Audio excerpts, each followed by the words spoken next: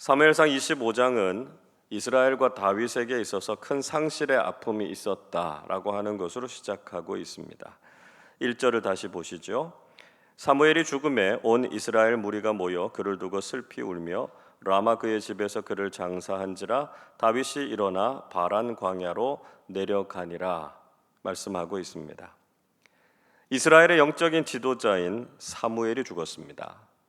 사무엘의 죽음을 온 이스라엘이 슬퍼했고요. 특히 다윗에게는 너무나 큰 아픔이 됐을 것입니다. 그렇지 않아도 사울에게 쫓기면서 힘든 시간을 보내고 있었는데 유일하게 의지할 수 있었던 사무엘의 죽음은 그를 무척 힘들게 했을 것입니다. 다윗은 사무엘이 죽은 후에 사울이 더욱 자신을 죽이려고 할 것이다 라고 하는 것을 예상하고요. 엔게디 요새보다 좀 더 남쪽에 있었던 바란 광야로 도피하게 됐습니다. 그런 상황에서 다윗은 자신과 부하들을 환대하고 영접해 줄 사람을 찾고 있었습니다. 마침 마온의 나발이라고 하는 사람이 있었는데요. 그는 큰 부자였다 이렇게 소개하고 있습니다. 마온은 엔게디에서부터 바란 광야로 내려가는 길목에 위치한 도시였습니다. 이 나발에게는 양이 3,000마리, 염소가 1,000마리 있었고요. 가축을 치던 갈멜에서 양의 털을 깎고 있다라고 하는 소문이 들렸습니다. 당시에 양털을 깎는 일은 주로 봄이 좀 지나서 행해졌던 일이었었는데요. 이때는 큰 잔치를 베풀고 이웃들과 나그네들을 초청해서 대접하는 일들을 했습니다. 그러니까 다윗이 지금 나발에게 자신들을 환대해 달라 이렇게 말했던 것은 그렇게 무리한 요구도 아니었고요. 어렵지 않게 할 수 있는 일이었습니다. 그런데 문제는 나발의 성품이 아주 좋지 않았다라고 하는 것이었습니다. 3절 보시면 그는 완고하고 행실이 악한 사람이었다 이렇게 소개하고 있습니다. 그에 비해서 그의 아내였던 아비가일은 지혜롭고 총명하면서도 아름다운 여인이었다 이렇게 말하고 있죠. 그러니까 지금 나발이 분에 넘치는 아내와 살고 있었다라고 하는 것입니다. 그리고 그 결혼 관계가 그리 길지 않을 것이다 라고 하는 것도 우린 짐작해 볼 수 있습니다. 다윗은 소년 10명을 보내서 자신들을 영접해 줄 것을 부탁했습니다. 다윗은 충분히 예의를 갖추었고요.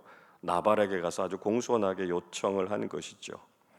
5절 6절 보시면 다윗은 자신의 이름으로 문안하게 했고요. 나발에게 가서 그와 그의 집과 그의 모든 소유가 평강할 것을 빌라 이렇게 이야기합니다. 또 다윗과 그의 부하들이 나발의 목자들과 소유를 건드리지 않았고 오히려 잘 지켜주었다라고 하는 것을 상기시켜 주었습니다. 그래서 다윗은 나발에게 은혜를 베풀어 달라 이렇게 구하고 있습니다. 8절 말씀을 우리 한 번 더 같이 읽겠습니다. 내 소년들에게 물으면 그들이 내게 말하리라. 그런즉 내 소년들아 내게 은혜를 얻게 하라. 우리가 좋은 날에 왔은즉 내 손에 있는 대로 내 종들과 내 아들 다윗에게 주기를 원하노라 하더라 하라. 다윗은 양털을 깎는 기쁜 날에 자신들이 왔으니까 은혜를 베풀어 주어서 나발의 손에 있는 대로 다윗과 그 일행들을 대접해 달라 이렇게 요청했습니다. 다윗이 보낸 사람들은 정말 공손하고 예의를 갖추어서 나발에게 환대해 줄 것을 부탁했던 것이죠. 그러나 어리석은 사람 나발은 아주 무례하게 반응하고 있습니다. 10절 보십시오. 나발이 다윗의 사환들에게 대답하여 이르되 다윗은 누구며 이새의 아들은 누구냐? 요즘에 각기 주인에게서 억지로 떠나는 종이 많도다. 나발은 도대체 이새의 아들인 다윗이 누구인지 도무지 모르겠다 이렇게 말하고 있습니다. 사실 다윗이 골리앗과의 싸움에서 승리했고요. 사울의 사위가 됐다라고 하는 것을 이스라엘 중에는 모르는 사람들이 없었습니다. 그런데도 나발은 의도적으로 사울에게 쫓겨서 도망 다니는 다윗을 비웃고 조롱하고 있었습니다. 게다가 다윗을 가리켜서 주인을 섬기지 않고 제멋대로 도망간 종이다, 이렇게 비하하면서 다윗을 비난하는 말을 했습니다. 지금 당장 다윗이 권력과 힘을 가지고 있지 않다고 해서 이렇게 함부로 말한다라고 하는 것이 얼마나 잘못된 일입니까? 요즘도 간혹 나발처럼 이렇게 막말을 하는 사람들이 있습니다. 정치인들도 그렇고요. 심지어는 목회자들 중에서도 그런 사람들이 있습니다. 우리는 이렇게 막말을 하고 다른 사람들을 원색적으로 비난하는 것을 조심해야 하죠. 이런 사람들을 따라가거나 지지해서도 안 되고요. 이런 정도의 인격을 가진 사람들이라면 지도자의 자질이 없다라고 하는 걸 알아야 하는 것이죠. 우리는 그리스도인다운 품격과 예의를 가져야 하고요. 다른 사람들을 대하고 그들에게 공손하게 말할 수 있는 사람들이 되어야 한다는 것입니다. 다윗의 소년들은 돌아와서 나발이 그들을 환대하기를 거부했다, 이렇게 다윗에게 보고했습니다. 그들이 나발에게 어떤 수모를 당했는지에 대해서 다윗이 듣고 난 이후에 다윗도 더 이상은 호의로 대할 수 없다라고 하는 것을 깨달았습니다. 13절 이렇게 말씀하지요. 다윗이 자기 사람들에게 이르되 너희는 각기 칼을 차라 하니 각기 칼을 차매 다윗도 자기 칼을 차고 400명 가량은 데리고 올라가고 200명은 소유물 곁에 있게 하니라 말씀하고 있습니다. 다윗은 나발과 좋은 관계를 갖고 교제하고자 했지만 그런 의도를 거절한 나발과 싸우기로 마음을 먹었습니다. 나발은 관계를 깨뜨리고 일어나지 않아도 될 분쟁을 일으키는 정말 어리석은 사람이었다라고 하는 것을 보여주고 있습니다. 누가복음 16장의 말씀을 보면 예수님께서는 불의한 청지기에 대한 비유의 말씀을 들려주시죠. 그 말씀을 통해서 우리에게 아주 중요한 교훈을 말씀해 주고 있지 않습니까?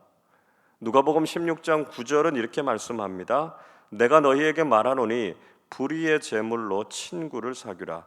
그리하면 그 제물이 없어질 때에 그들이 너희를 영주할 처소로 영접하리라 말씀하고 있습니다. 불의한 청지기가 주인의 재산을 낭비하고 일을 옳지 않게 한다라고 책망을 받았습니다. 그러나 그의 행동 중에 예수님께서 칭찬하신 것이 있었는데요. 그것은 바로 불의의 제물로 친구를 사귀었다라고 하는 것이었습니다. 우리에게 있는 물질을 사용해서 관계를 세우고 친구를 사귀는 것이 지혜롭고 옳은 일이다라고 하는 것을 알아야 하는 것이죠. 그러나 나발은 오히려 그런 기회를 잃었고요. 돈 때문에 관계를 깨뜨리고 원수를 만들어 버리지 않았습니까? 오늘 우리가 살아가고 있는 이 시대에도 더 많은 돈을 벌기 위해서 다른 사람들에게 상처를 주고 원수가 되어버리는 경우가 얼마나 많습니까? 우리는 물질보다 사람과 관계를 우선시해야 한다는 것이죠. 그리고 우리가 가진 것으로 관계를 세우고 다른 사람들을 그리스도의 이름으로 환대하고 친절을 베푸는 사람들이 되실 수 있기를 바랍니다. 자, 그런데 이런 비극적인 상황을 바꾸어 놓은 사람이 있었습니다. 그것이 바로 나발의 아내였던 아비가일이었습니다. 나발의 종들은 이런 일을 겪고는 아비가일을 찾아가서 자초지종을 말해 주었습니다.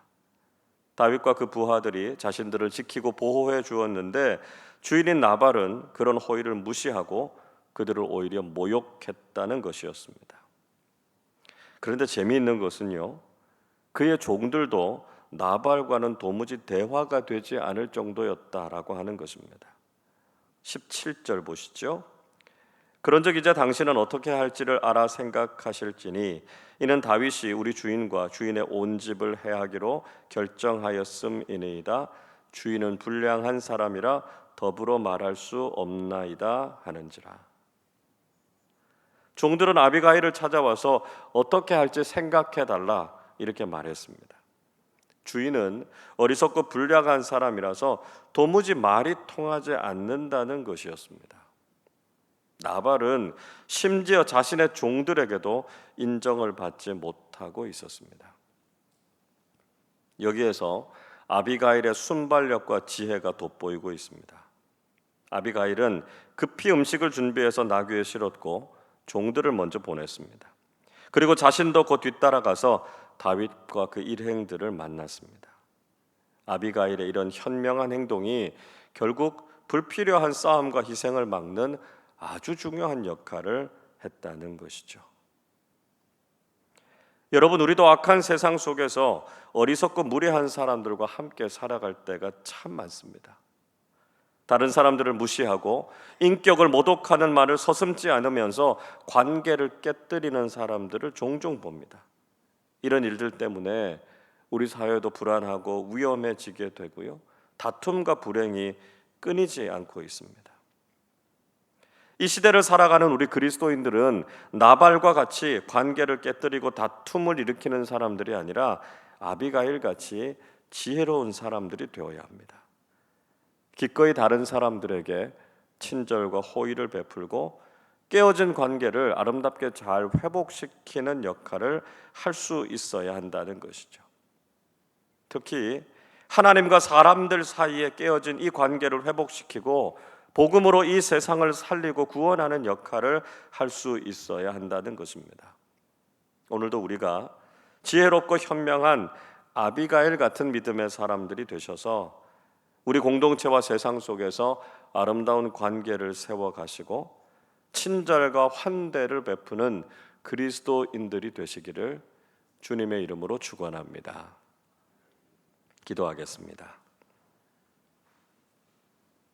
사랑과 은혜가 풍성하신 하나님 아버지, 죄인인 저희들을 용납해 주시고 하나님과의 깨어진 관계를 회복시켜 주심에 감사를 드립니다. 나발처럼 어리석고 무례해서 다른 사람들에게 상처를 주거나 다툼을 일으키는 사람들이 되지 않게 하시고 아비가일처럼 지혜롭고 선한 삶을 살아서 다른 사람들을 환대하고 관계를 세워가는 사람들 되게 하여 주옵소서. 우리에게 주신 물질과 소유로 좋은 친구들을 사귀게 하시고 하나님과 사람들을 사랑하는 일을 위해서 물질을 사용할 줄 아는 지혜도 허락해 주옵소서. 지금도 우리 주변에서는 관계가 깨지고 다툼과 갈등이 자주 일어나고 있습니다. 우리가 그리스도인으로서 화목하게 하는 사람들이 되게 하시고 그로 인해서 우리 공동체와 이 세상을 평화롭고 아름답게 만들어가는 귀한 주님의 일꾼들이 되게 하여 주옵소서. 감사드리며 우리 주님 예수 그리스도의 이름으로 기도하옵나이다. 아멘.